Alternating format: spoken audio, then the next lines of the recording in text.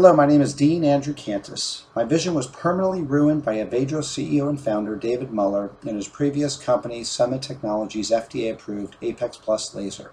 This laser was supposedly safe 99% of the time. In the 90s, the American Investigator TV series exposed David Muller as having contributed huge amounts to Ted Kennedy's re-election campaign in exchange for political FDA access, similar to what Rod Blagojevich went to prison for. The company was Summit Technologies, which was later sold to Alcon for an estimated $90 million. Do you believe the industry is honest with you here today? Panel members, consider this conference video at the end of my presentation that shows conspiracy and falsification of safety data, and it further shows that the FDA's ophthalmic division has been infiltrated by big medicine and really opens the FDA to a complete federal investigation due to the amount of tens of thousands of injured refractive patients that are not being reported to the FDA because the physicians are telling them that they just suffer temporary minor symptoms instead of being told they are suffering permanent injuries and adverse events.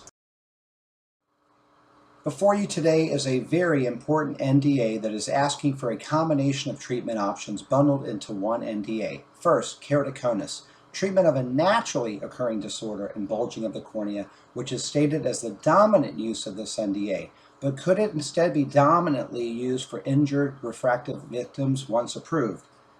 2. Keratoconus or post-refractive ectasia. In other words, the patient develops this man-made disease because the FDA said it was 99% safe and effective. Yet years later, one by one, patients are regressing with astigmatisms, and like the weak parts of pizza crust, their eyes are popping because the cornea is so thin in those areas, all caused by a completely unnecessary elective refractive surgery. Is David Muller's Avedro Collagen Cross Linking and NDA platform safe enough to be FDA approved and at the center of another medical investigation? Could it be that LASIK refractive victims are now regressing years later because the FDA failed in making sure the safety guidelines were for 2 or more years instead of 6 months? Will the FDA make the same mistake again here today? I asked the media to urge Congress to issue a federal criminal investigation into those FDA directors of ophthalmology and for those physicians and medical company entrepreneurs that know how to sidestep safety data through FDA approval processes, that are responsible for abusing their powers and inflicting permanent injury on the very citizens paying them for their protection. Thank you.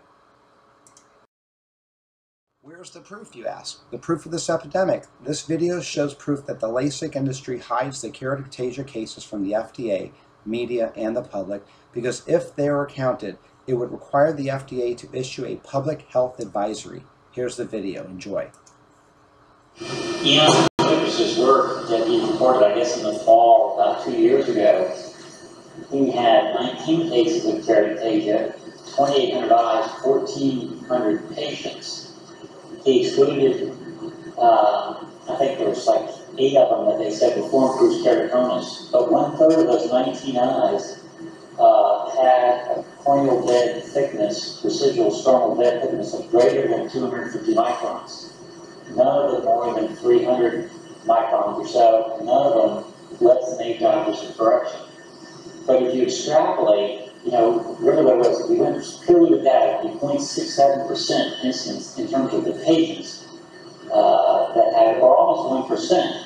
And if we look at our own practices, I think the keratoconus incidence is a lot higher, just like we alluded to, but it's not being reported because of the litigious natures of what's going on. A lot of us, I was going to report it because these are cases being referred into us. So I thought, for fun, I'd love for you to ask the audience how many of us have more than 5 and 10 cases of keratoconus in our practice just for our own general interest, because it'd be interesting since a lot of us probably have a full practice. It'd be fun to find out.